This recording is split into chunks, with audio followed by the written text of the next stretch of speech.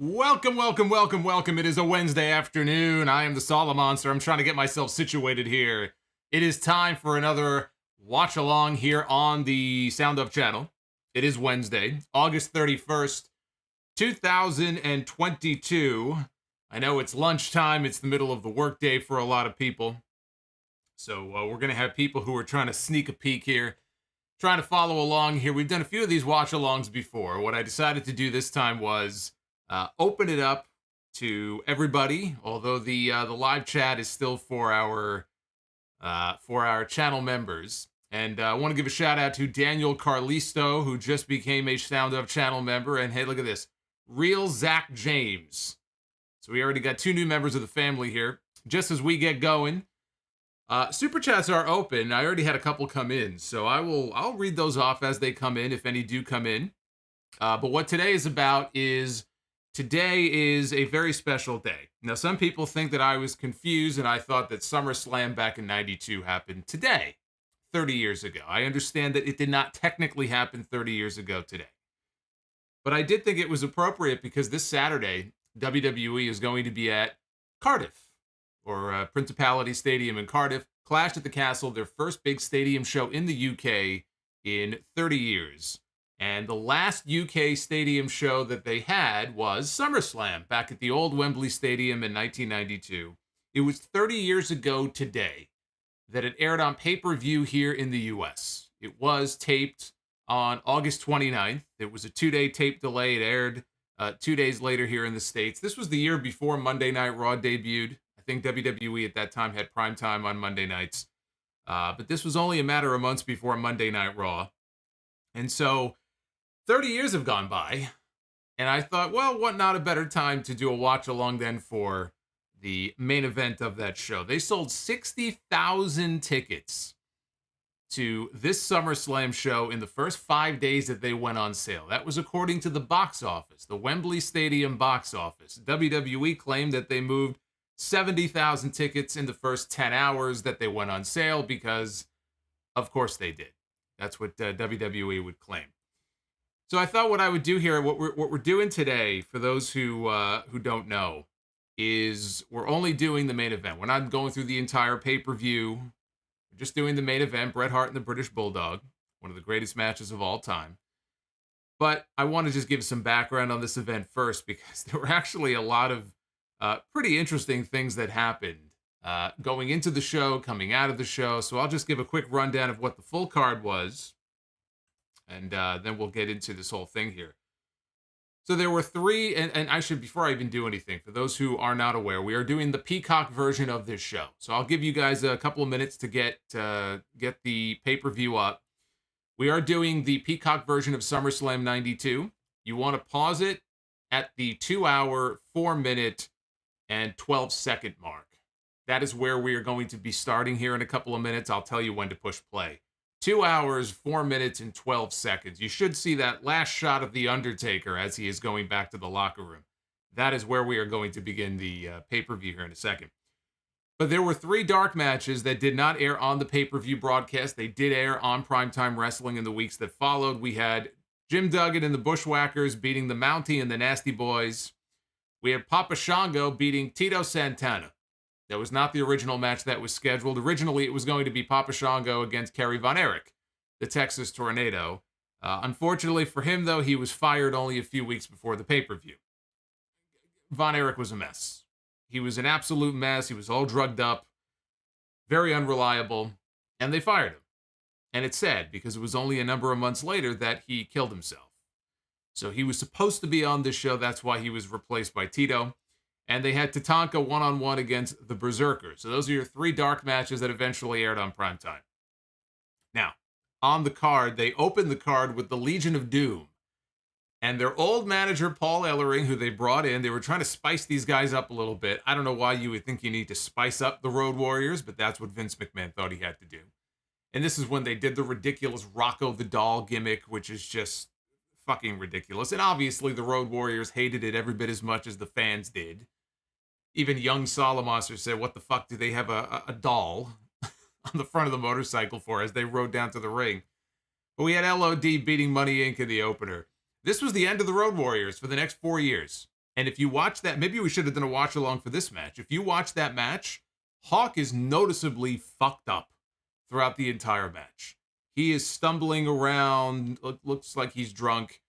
According to Animal on the Dark Side of the Ring special, he was all hammered on Placidils that he had taken before the show. And even Bret Hart in his book said that he saw him popping pills, the Placidils, just openly in the locker room before the match. So, go back some other time and watch Hawk specifically in this match, and it's embarrassing. And I mean, think about that. It's one thing to wrestle under the influence when you're not all there, you don't have your faculties, you're working with these other guys. If you're these other guys, you got to watch yourself because you don't want to get hurt. That's bad enough. He rode a fucking motorcycle down to the ring. He's lucky he didn't veer off into the crowd. So this was the beginning of the end here, or it was the end for the Road Warriors. Hawk went AWOL after this. He no-showed the TV tapings in Hershey, Pennsylvania coming out of the show.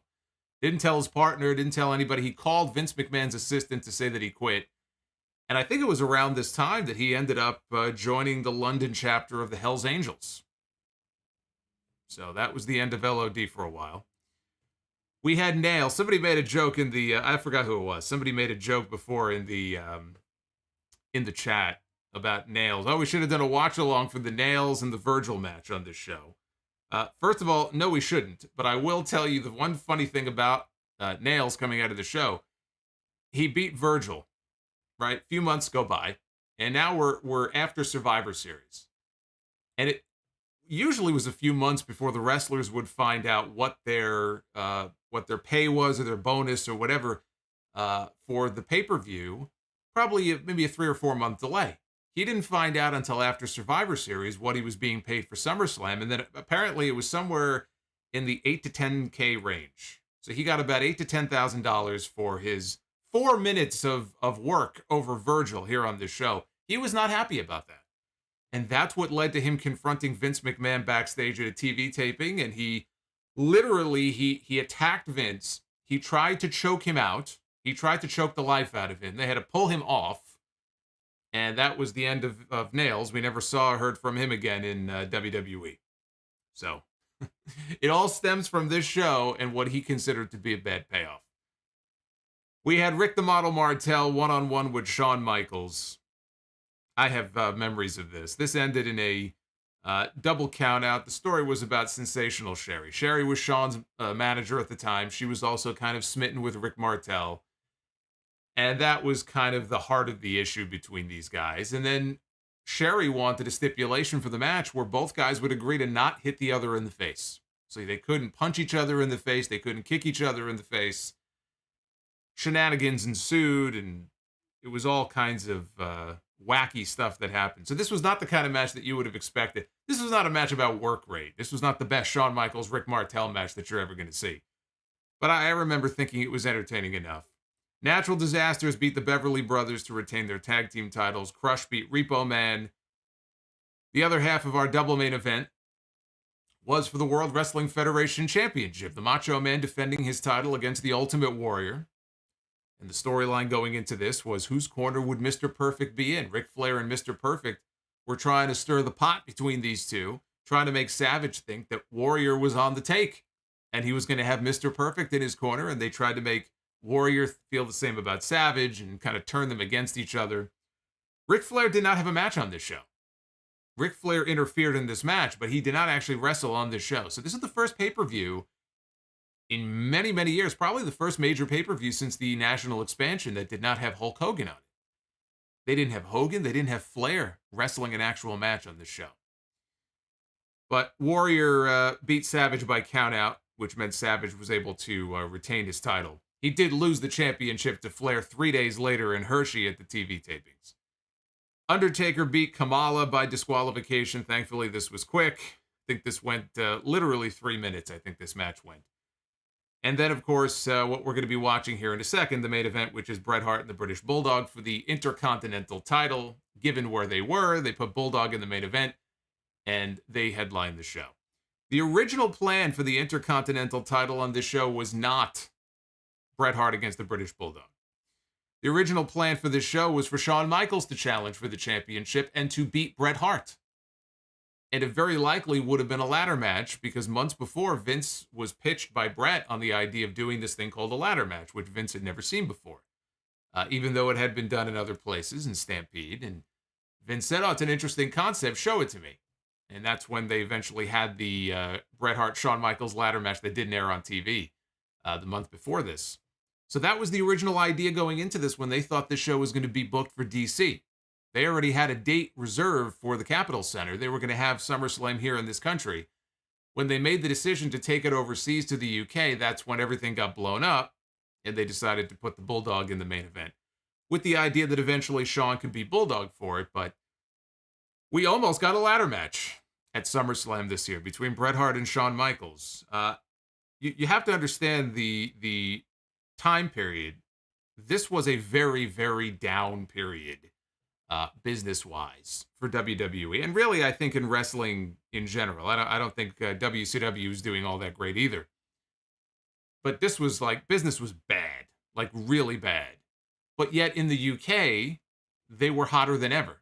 And in particular, in the UK. So in Europe, they were hotter, but in the UK specifically, they were very hot.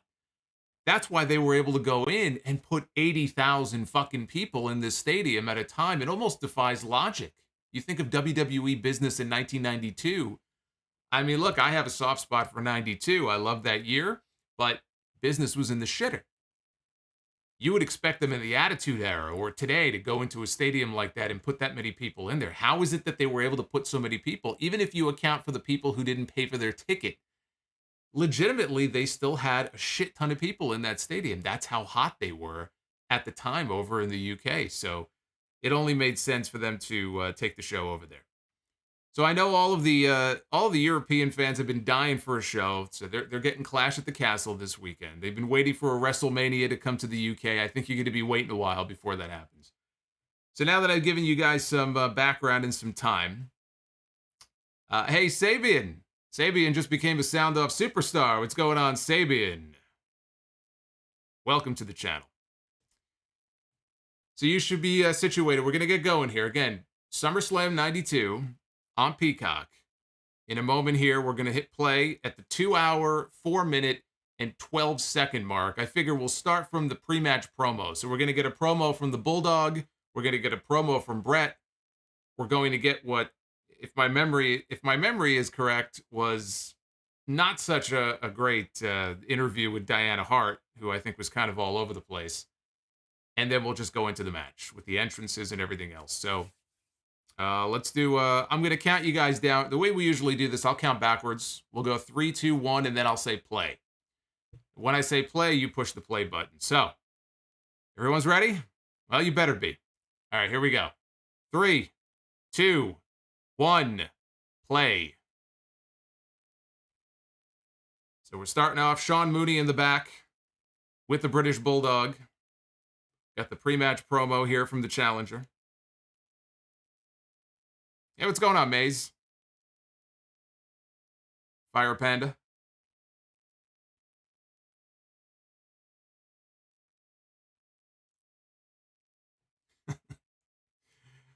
Bulldog is relatively coherent here for a guy who was said to be high as a kite when he flew over to the UK.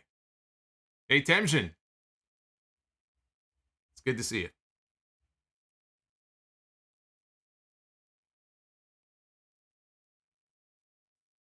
This is the promo where Bulldog says, look, when the bell rings, I don't know you. You and I are not family. I don't know you when that bell rings.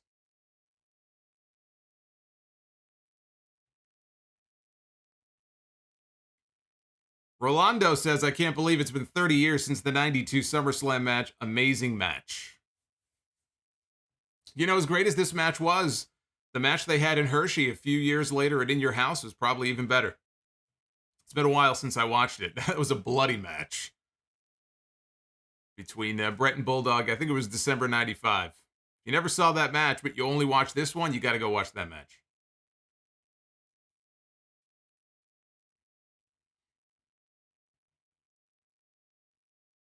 Jay from Philly is joining us. Bulldog got a nice smile on his face. Now we go to Bret. Ah, there it is. There's the old school Intercontinental. That's a championship worth fighting for, although it needs a new paint job. That belt's looking a little beat up.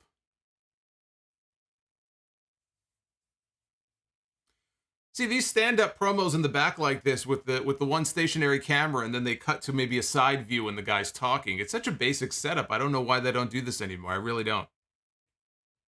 I mean, I guess production-wise, they think it looks better the way they do it now. I think this looks far better. I have no idea why they don't go back to shooting the interviews like this. Hey, Naif Al-Safar is with us in the chat.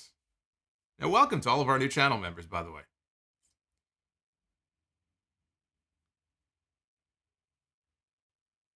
Yeah, this is a big match for Bret. This is the first pay-per-view main event. This is the first time they trusted him in a position like this on a major pay-per-view. A few months later, they would put the world title on him.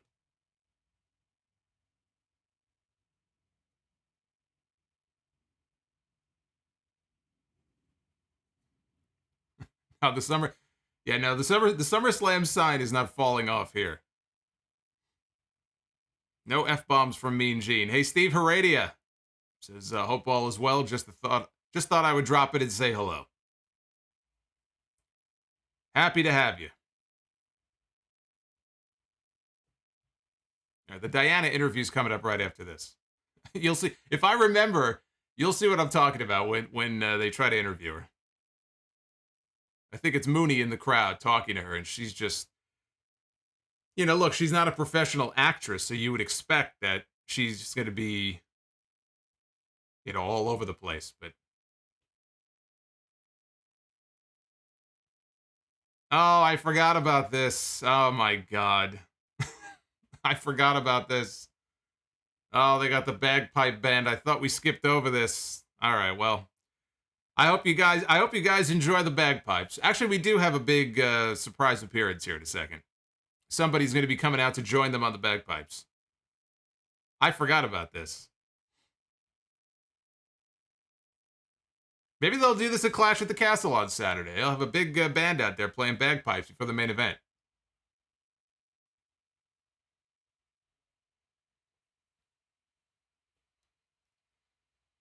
Would I ever visit England? I would love to one day. One day we'll see if we can get me over to the UK. I have a lot of fans, a lot of listeners in the UK. A lot of fans of the podcast over there.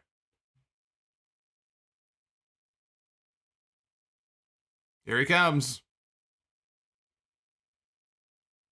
Rowdy Roddy Piper, who had dropped the Intercontinental title to Bret on the last pay-per-view, which was WrestleMania.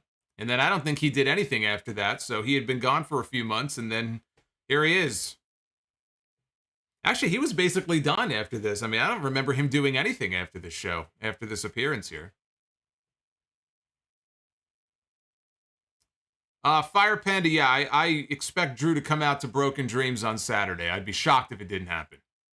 It might just be one night only, but I would be shocked if it didn't happen. What do you think? You think Piper's actually playing? He looks like he's actually playing. Can you fake playing the bagpipes? It looks like he's actually playing.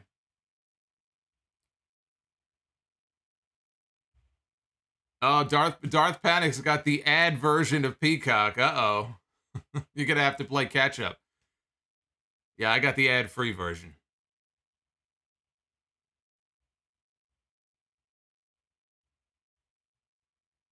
There's Vince McMahon doing his grandfather voice. Roddy Piper! SummerSlam! I wish I could show this on screen. Fucking copyright. Ah. Oh. We got to play by the rules. What can you do?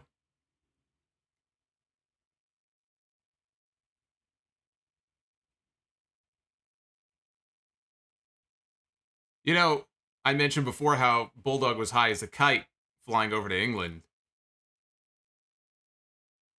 Bret in his book talked about that. He was planning for this match like for weeks. He even had a finish in mind, an old Leo Burke finish that he was going to use for the end of the match. Like, Bret knew what a big moment this was going to be for his career. And he would try to get in touch with Bulldog over the phone. He was never available. He found out right before he flew over to England, he's talking to Anvil, and Jim Neidhart said, yeah, me and him have been smoking crack for the last few weeks, or in the last week before they went over to the UK. So according to Bret anyway, that's what Bulldog and Anvil were doing leading up to this show. So then he flew over to England high as a kite. But Bulldog also blew his knee out about 5 weeks before this match. He did not work any matches in that 5 or 6 week period leading up to SummerSlam because he had the bum knee. So, he had the knee injury, and he was, probably on pain pills, and God knows what he was doing. He had a staph infection that he got. So Bulldog was all fucked up going into this. But here's Diana. Not exactly the promo of the year. I mean, look, what I was saying before is she's not an actress. If you want this to come off realistic, then she should sound like she's kind of all over the place. But even so, this was not good. This went on for way too long too. I would have given her the hook. Yeah, Mooney's trying to guide the interview here. She's just completely getting lost.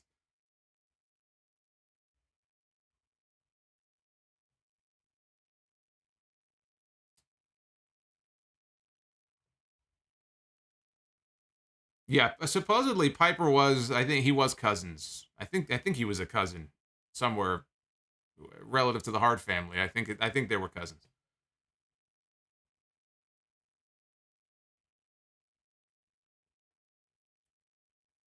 Liquid Sharingan says, I would love to be high as a kite right now. Oh, I'll bet. At 1 o'clock in the afternoon, though? Are you on the job? I wouldn't advise being high as a kite if you're on the job.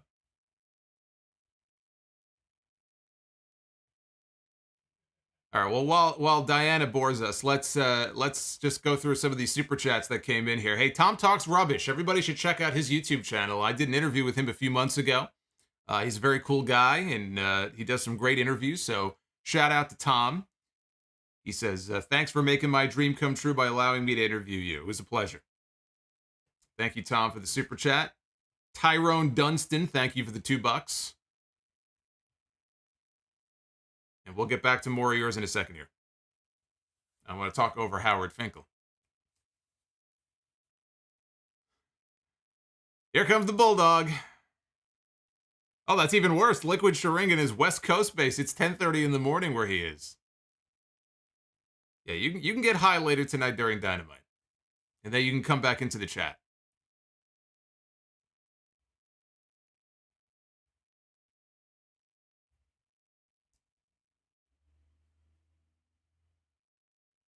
Bulldog coming down to the ring, led by Lennox Lewis, 3-time heavyweight champion boxer. I think he was around 20.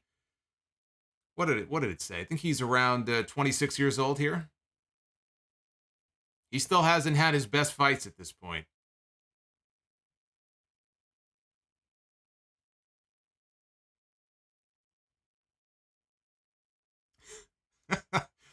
Bobby Heenan wondering, who did he say? Is that Joe Louis? No, it's Lennox Lewis. Oh, Bobby, I miss the brain.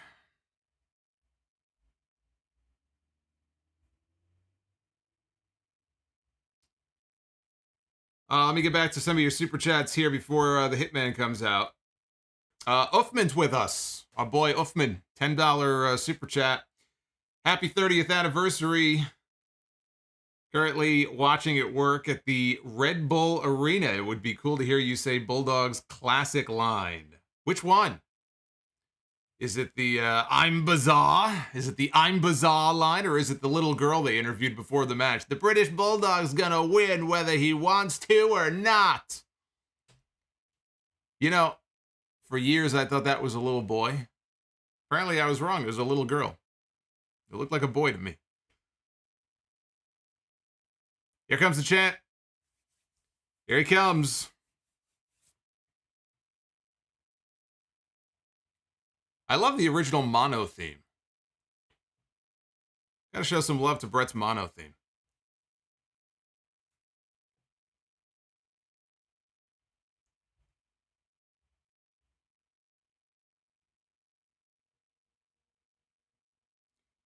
And you'll notice I got my volume down here in my ear, but Bret's getting some boos, as you would expect. You know, he's not being booed out of the stadium, but he's getting some noticeable boos. And Bret was very popular overseas, like in parts of Europe at that time, especially in Germany. I don't know why, but Bret was super, super popular back then. But obviously they're in the UK. They're in London, so the Bulldog is going to be the hometown hero. There's Diana in the crowd watching on. I think they cut to her multiple times during the match. They really were trying to build up the drama with her. She's torn. She doesn't know whose side, who's she cheering for, her brother, her husband. They built that story up on TV for weeks. You know, the aisleway was so long, they had to loop Bret's music over and play it a second time. So here we go. Referee Joey Morella. Joey Morella was also the referee for one of the biggest matches of all time, Hulk Hogan and Andre the Giant at WrestleMania 3. Joey Morella, who would pass away 2 years later. Actually, less than 2 years after this. Fell asleep at the wheel after a TV taping. One car accident. Single car accident coming off the New Jersey Turnpike. They said Gorilla Monsoon never got over that. I guess you wouldn't if you lose a child. I mean, what's worse than that? There's nothing worse than losing a child. Bret giving the glasses. Here we go. We're getting ready here. This truly is one of the biggest matches in company history. One of the biggest matches of all time.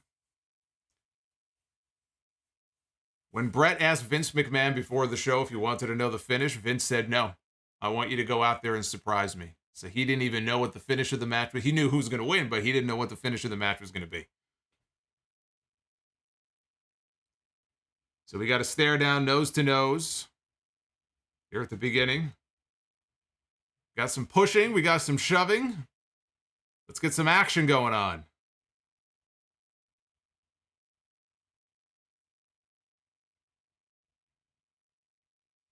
And look at all these people. Look at all these people. We're going to have this on Saturday.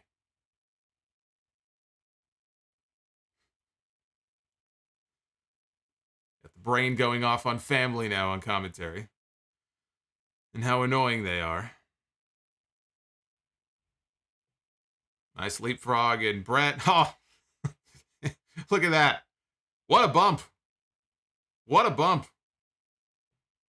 Through the bottom two ropes out to the floor. Bulldog overpowering Bret.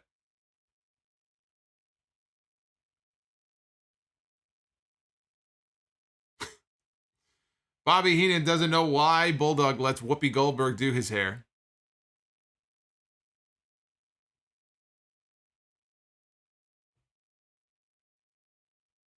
When did they tear down the old Wembley Stadium? I know they tore it down. I think it was over 10 years ago now, maybe more. I don't remember when, but I think they tore it down years ago to make way for the new one. Stadium was very old. I think it goes back to the 20s. This version of Wembley.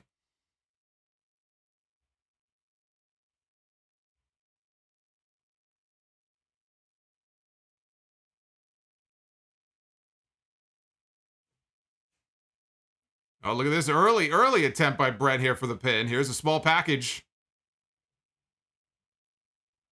Look at this. Side headlock takeover, and I think it might have been right here. I haven't read Bret's book in a while, but it might have been right here. There was a point in the match very early. In fact, I think it was this spot that we're seeing right here. He's got Bulldog in the headlock, where Bulldog said to Bret, I'm fooked. I'm fooked. He forgot all of his spots. He forgot everything he was supposed to do. Because again, I'm sure he was nervous, but he was so fucked up that he just forgot everything he was supposed to do. And Bret basically told him, look, I'll guide you along. Don't worry. Just listen to me. But that's the classic story that he tells. I'm fooked. Yeah, what's with that fucking horn I keep hearing in the background? That's very annoying. Is that a UK thing? I feel like that's a soccer thing. It's very annoying.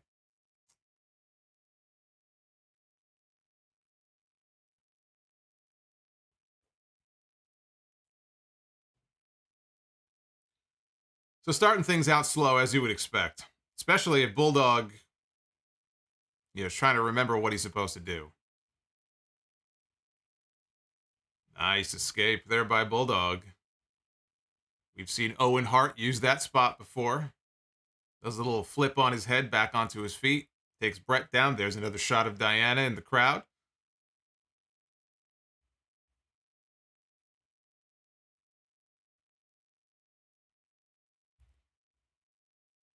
So while he works that hold, Flamethrower, thank you for the $5 super chat. Bulldog off the ropes. Bret with another leapfrog. Oh, but he gets caught. And here comes a slingshot. Oh. And Bret eats the top turnbuckle. Flamethrower says, do you prefer this match or Owen against Bulldog in the European title tournament more? I like the Owen match just a little bit more. Yeah, the Owen match was great, but I mean, it's like comparing apples and oranges. I mean, in terms of this match, just feels like such a bigger deal. Just given the location, where it is on the card, all the people. I prefer this match, but the Owen match with Bulldog was a fantastic match. See, that's a tournament final that you remember all these years later, unlike the one we saw on Monday. Nice crucifix by Bulldog. Bret kicks out, though. And right back down to the rest hold. Yeah, there isn't a single match in that women's tag team tournament that anybody is going to remember after this week. Unfortunately, that's the problem with a lot of tournaments that we have in wrestling today. Very, very few of them are actually memorable.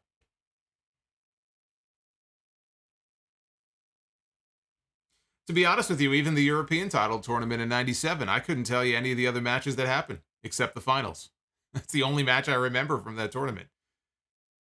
But I remember that like it was yesterday, 25 years ago. 25 years ago.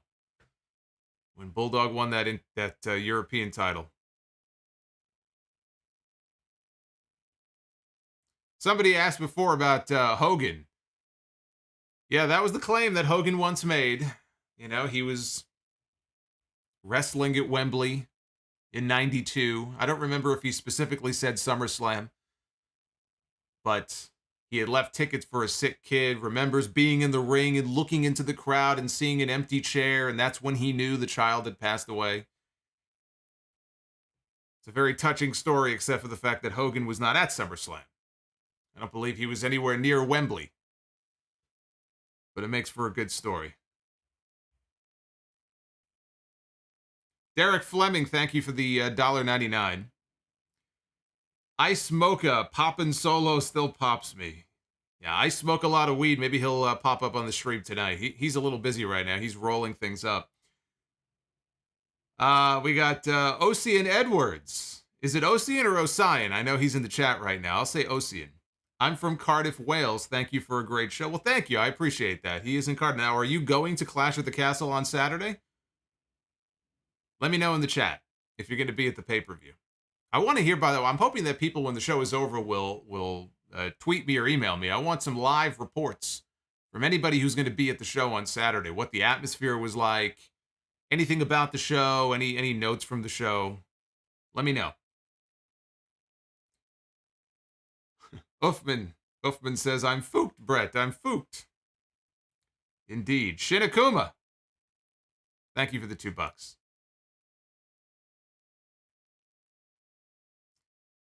Daniel says, who did Jake Roberts beat to get to the finish in the King of the Ring tournament against Austin? I think he beat Vader by DQ. Wasn't it Vader? I'm pretty sure that he beat Vader by DQ. Vader busted up his ribs that night. Oh, Bulldog tried for another crucifix and he paid the price. Bret falls backwards. That'll be a near fall.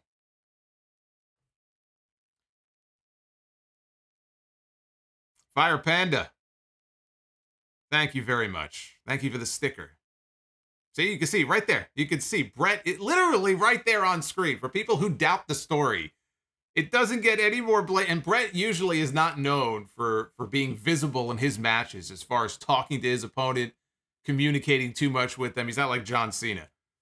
But you could clearly see Bret there was just trying to fill him in on what the next probably 3 or 4 spots were going to be. He's trying to guide this man through the match. Now, so far, slow start, but, decent match so far, back and forth. A few more rest holds than I would prefer. Let's see. Bret into the ropes. Down goes Bulldog. Here we go. Crisscross. Nice monkey flip by the Bulldog.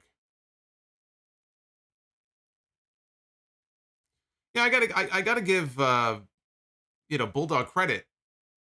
You could talk about how he forgot his spots or whatever, but it's not like Bret was in there with a broom. He did his part.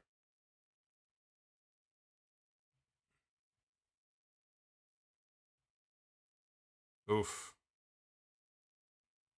Big boot by Bret. Now you hear the boos. Now you hear the boos. Nice running Bulldog by Bret to the Bulldog. That's right. Bulldog to the Bulldog. Oh, Bret's going up.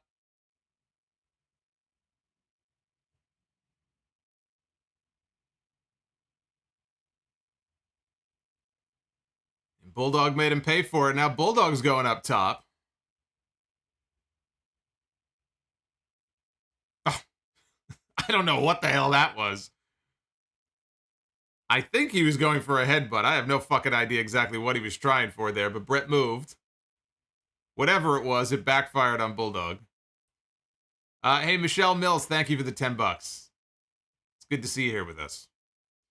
A rare Solomonster midday stream here on a Wednesday for those just tuning in. We are doing a watch-along of the Bret Hart British Bulldog match. It was 30 years ago today that the match aired on pay-per-view here in the U.S.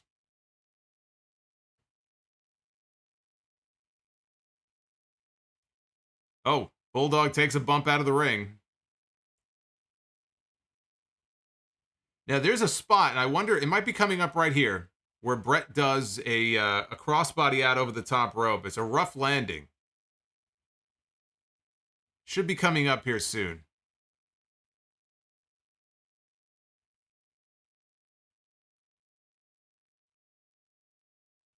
All right, no, it's not here, but it's coming up a little bit later.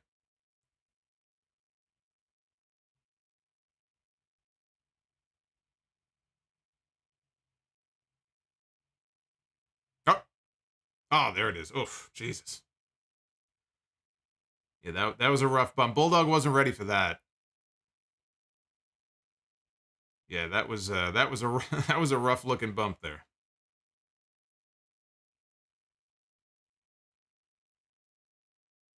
He rams Bulldog back first into the ring post. Was I watching this pay-per-view live? Yes, I was.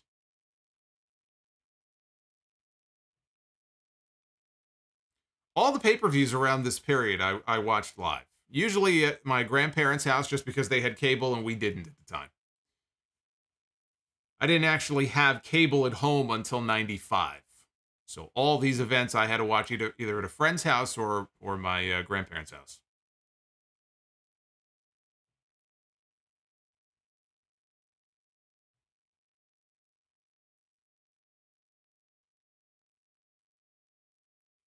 Man, Bret Hart. Bobby Heenan being stiff here on the UK fans. Isn't that what they do? They give up. It's getting heat with the UK people. Darth Panic, have you done a watch-along for the 92 Royal Rumble? Yes. That was the first watch-along that I did. You're a channel member. You can go in the archives. It's all queued up for you. Did that earlier this year because, like this match here, 30th anniversary.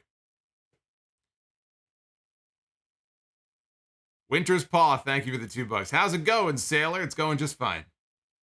We're hanging out here on a Wednesday afternoon. We got Dynamite tonight. We got a fucking ridiculous weekend coming up of shows.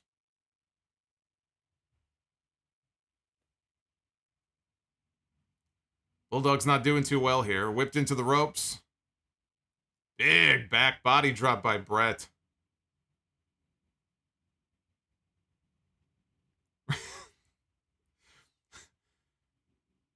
Vince McMahon is talking about Razor Ruddock, who I think was the opponent for Lennox Lewis. Bobby Heenan thinks he's talking about Razor Ramon. And here's another spot where you can kind of tell Bret's talking to him. Yeah, I always laugh at the people who are like, oh, that's just Bret's story. That's Bret's version of events, that he had to guide him through the match. Dude, just pay attention to the fucking match. You can see the moments. You can see the spots where he's talking to Bulldog. The communication is only going one way from what you can see here.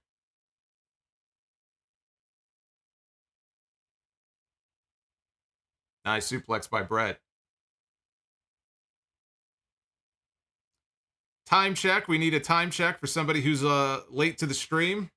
We're coming up here on 2 hours and 32 minutes on the dot right now, if you want to pick up where we are. 2 hours, 32 minutes, and 8 seconds.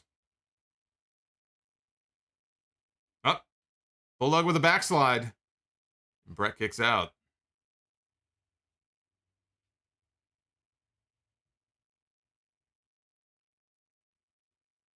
Now we got Diana in the little box, so we can see all the anxiety on her face. Jeffrey Hall, one of our channel members here for the past 12 months. This is going to be a pro wrestling fan's dream of a weekend. This will be like bowl games on New Year's Day. It's a lot going on, man. I'm going to watch the NXT show, but I won't even have time to review it. As soon as that NXT show is over, we have the 0 hour pre-show for All Out. But I'll be watching. The Worlds Collide card looks pretty good. I know they added a bunch of matches last night. Ricochet showed up on NXT. He's challenging Carmelo Hayes. Doudrop and Nikki Ash are challenging for the women's tag team titles. And more boos for Bret. Hey, he's defending his title. He's not doing anything wrong.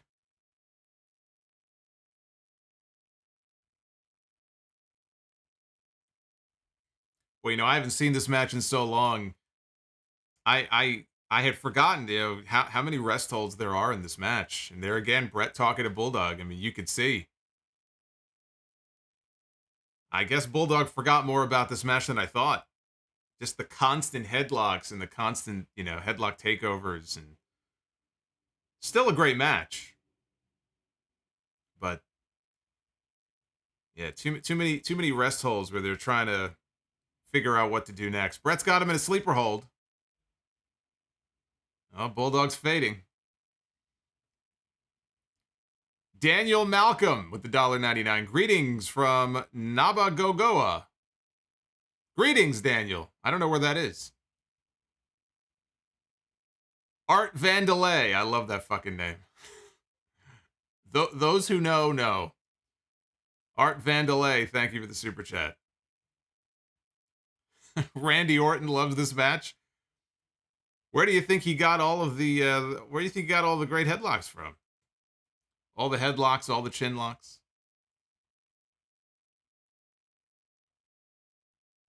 Oof, that was a stiff kick to the... Oh, you know what? That reminds me. That is the spot.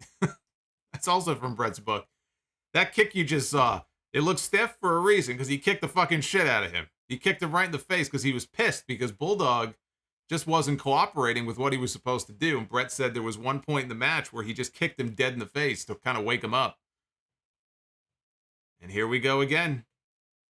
Down to the mat. He's got him in a sleeper hold this time. Good Diana. Oh, Diana's got tears. Oh, Diana's got tears in her face. Oh, don't hurt my husband. Oh.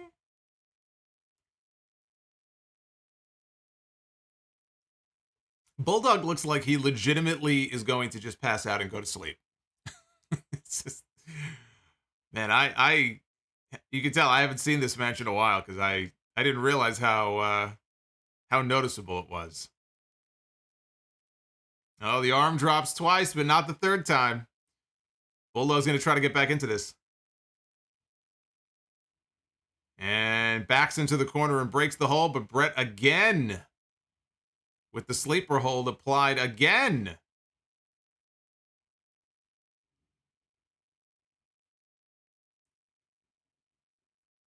Oof. He backs into the corner and he breaks the hold one more time.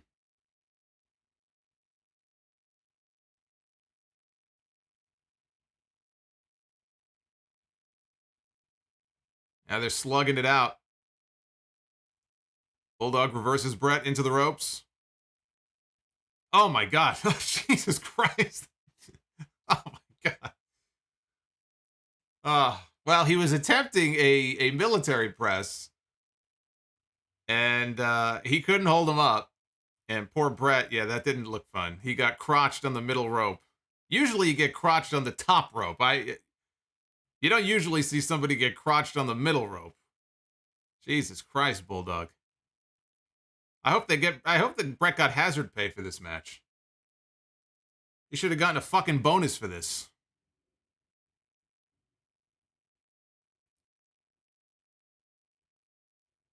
Now he's going to try for it again.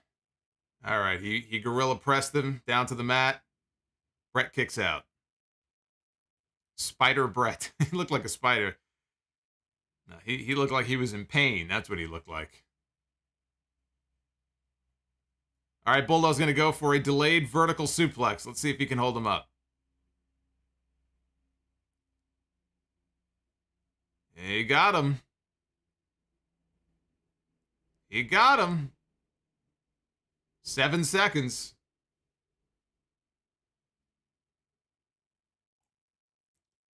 The classic Vince McMahon call. He's got him. 1, 2. No, he doesn't. That was always that and what a maneuver. Those are like the two classic awful Vince McMahon calls.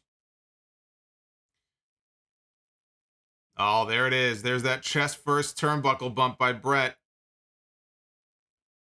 Love that fucking bump.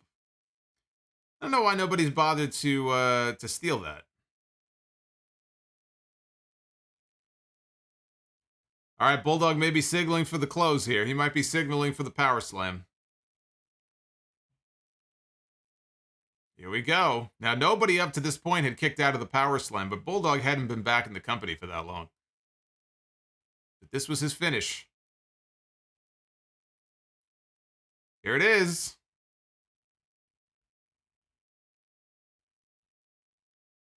He didn't hook the leg. See, you gotta hook the leg. Bret kicks out.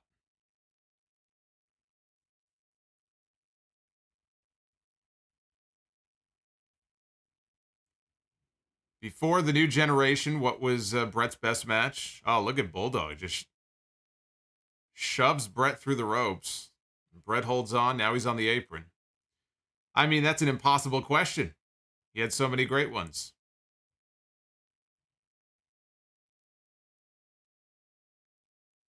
Bulldog going to suplex him back in. No, Bret reverses.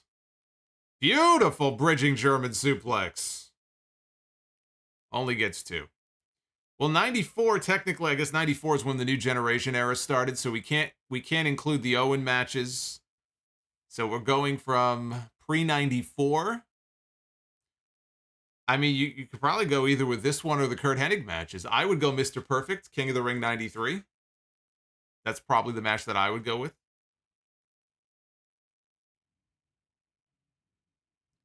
Bret's trying for a suplex. Davey reverses and he plants him up on the top rope. Setting up for a superplex.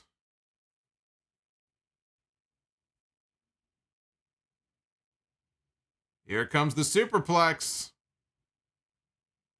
My God, those rings. Those rings had no give to them back then. That's like being slammed on concrete. You go back and you watch some of these matches from like the early 90s, those mats had no give. It's insane. It's no wonder these guys were hopped up on pain pills all the time.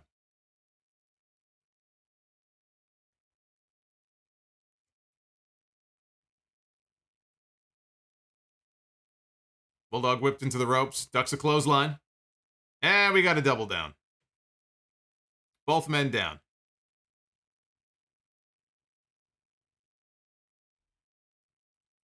What a SummerSlam!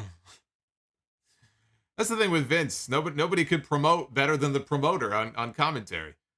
Oh, look at this. Yeah, I love this. I love this. Whenever Bret found like a different way to apply the sharpshooter when he was laying on his back, this must be one of those moves he practiced on his wife that he talked about in his book.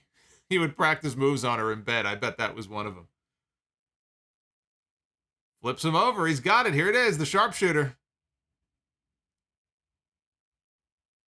Nobody's ever gotten out of the sharpshooter.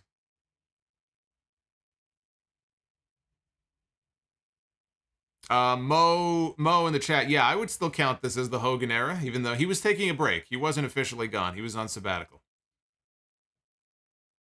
But yeah, I still consider this is the tail end of the Hogan era into 93. So Bulldog got to the ropes. He broke the sharpshooter. Nobody's ever done that before. And here comes the finish.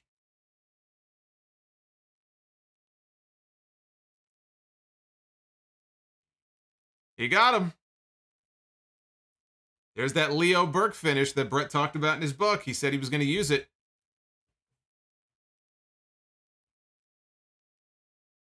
That's such a great pin too, because you like when you put all your weight forward like that, there's no way you're kicking out.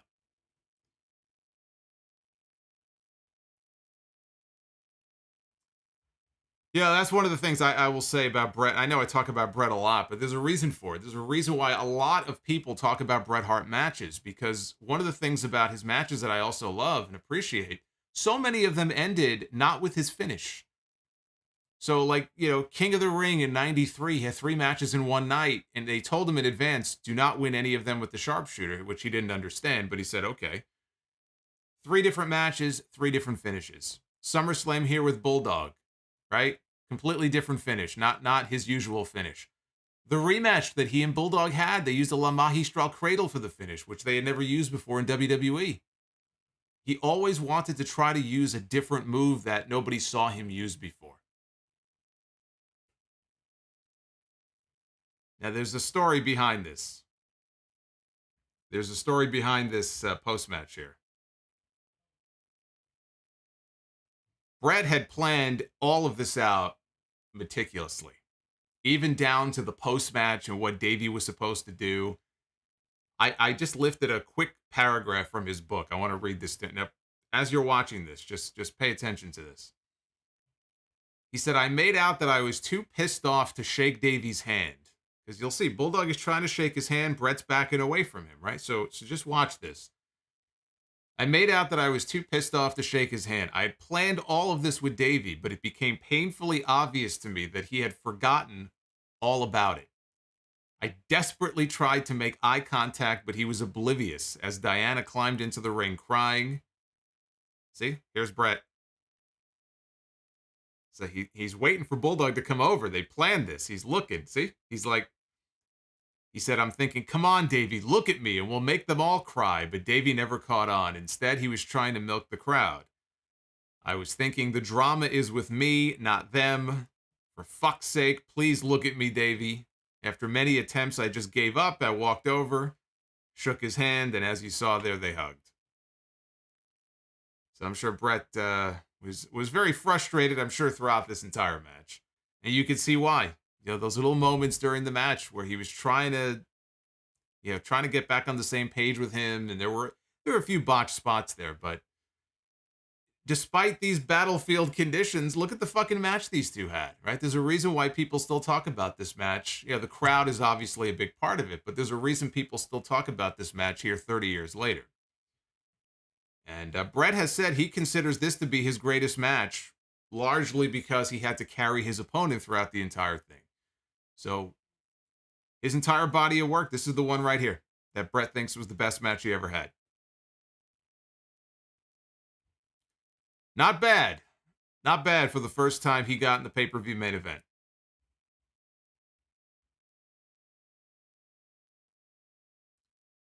Ah, look at this. All the family now hugging and embracing here in the middle of the ring. It's a big family reunion here to close out SummerSlam. Here comes the pyro. Got to have pyro, right? 80,000 people in a big stadium. You got to have fireworks. You got Diana in the middle. The spectacle has 80,000. Oh my God, the Vince McMahon voice. All right. Let's pause this here. All right, we'll pause that. So that was fun. I mean, look, it's been a while since I've seen this match, so I had actually underestimated the number of rest spots that they had in this match so that Bret could try to tell him what the fuck to do. Now, coming out of this show, very interesting that coming out of this pay-per-view, again, Savage retained his title on this show against the Warrior. But it was only a few days later, 3 days after this in Hershey, Pennsylvania, that Flair pinned Savage to win back the WWF title. And that's a whole story in and of itself. They had this long match. Vince McMahon was watching from the back and just whatever it was, he hated this match. I think what happened is Savage was nursing a knee injury, a storyline knee injury coming out of this show. And I don't know, I don't remember if the issue he had was that Savage was either selling it too much or that he wasn't selling it enough. I think he thought Savage wasn't selling the knee enough. So these guys are out there, however long it was, 10, 15, 20 minutes, and Vince sends Bobby Heenan out to the ring. Like he's raging, and he says, go out there and tell them to stop the match and come to the back. Because they're not live, right? So they could just tape the whole thing over again. So Bobby Heenan had to go to the ring and communicate to probably Earl Hebner it was, get these guys to come to the back. You know how embarrassing that must have been for those two? You have two of the very best, like these two professionals that are being yelled at by their teacher, basically. So they had to go to the back. Vince chewed him out and says, this is what I want. I told you what I want. This is how I want it to be done.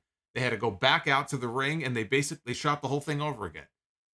So if you were in Hershey, Pennsylvania that night, you got to see Ric Flair and Macho Man twice. And the second time is when they did the title change. Bret Hart, of course, who we just saw here in this UF champion, less than 2 months after this. So even though he lost, he came out of this the big winner. Bret beat Ric Flair in October up in Saskatoon, won his first championship. Shawn Michaels took the Intercontinental title from Davey Boy in October. So 2 months, not even a full 2 months after this. At the Saturday night's main event taping, Bulldog, after this big win, 80,000 people, right? It's like they anointed him the next big baby face. And they took the title off him and they put it on Shawn Michaels. And then it was only a few weeks later, the two men who co-headlined SummerSlam in front of 80,000 people, less than 3 months later, were gone from the company. They were fired. They were fired. They were receiving shipments of HGH from overseas. This is at a time when the steroid stuff was really heating up. The feds were breathing down Vince's neck. He got really serious about clamping down on this kind of stuff. And he fired Ultimate Warrior and British Bulldog. That's how serious he was about the drug stuff at that time. So for all the fortunes here that it looked like Bulldog was in for, he was shit-canned less than 3 months later.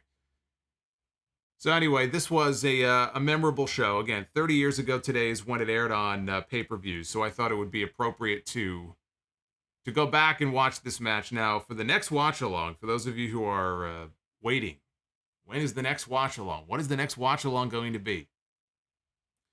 The plan for the next watch-along is October 5th. It's the day before my birthday. I believe that's also a Wednesday. October 5th, we are going to review the Hell in a Cell match, the very first Hell in a Cell, with Shawn Michaels and The Undertaker from Bad Blood. It'll be 25 years to the day, because it is the 25-year anniversary this year. Not only did we have the first, and in my opinion, still the greatest Hell in a Cell match of all time, but we had the debut of Kane. That was a very important night. Very noteworthy night. I think that is very appropriate to use for our next watch-along. And so mark that down on your calendar. October the 5th. We will be talking about Bad Blood, Hell in a Cell.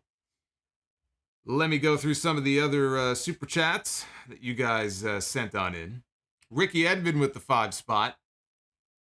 If you had to pay $60 on Survivor Series 2016 and Goldberg versus Lesnar in the main event ended the way that it did, how would you feel?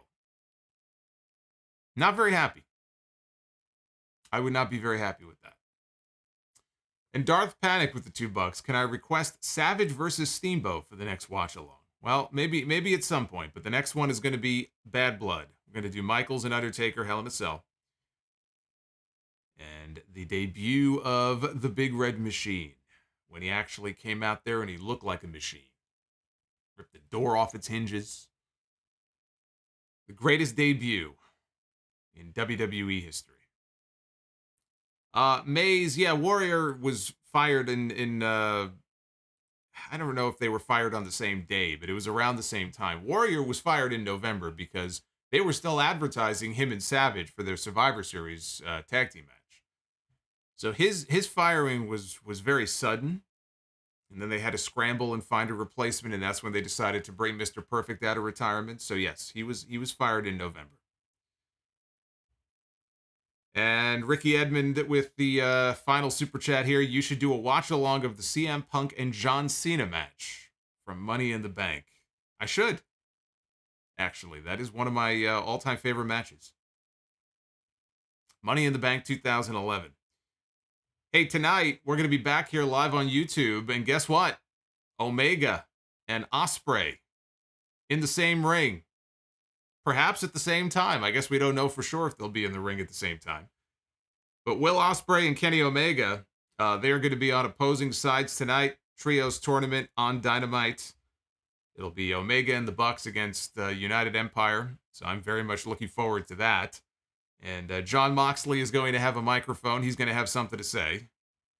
I have to think that we will get the rematch announced with Moxley and CM Punk. They're going to be in Chicago at the Now Arena tonight. So the building they're in tonight is the building that they will be in on Sunday for All Out. So if we see Punk on TV tonight, and I can't imagine we don't, he should get a huge reaction. Boy, would that be interesting if he comes out and gets a mix of cheers and boos in Chicago. I think Punk will get a hero's welcome tonight. And they'll make the rematch official for All Out. So that's tonight. And then Friday night, back here, we'll talk about SmackDown. Saturday is Clash at the Castle. Sunday will be episode 772 of the Sound Off. And of course, Sunday night will be the All Out review. Whenever that show actually ends. Probably not for a few days. All Out might be a few days long before it's finally over.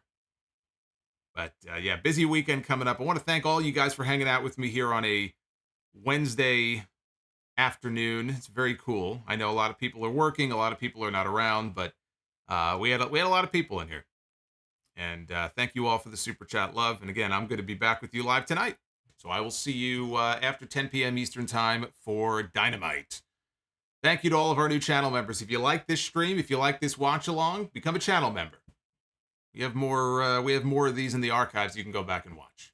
I'll see you tonight.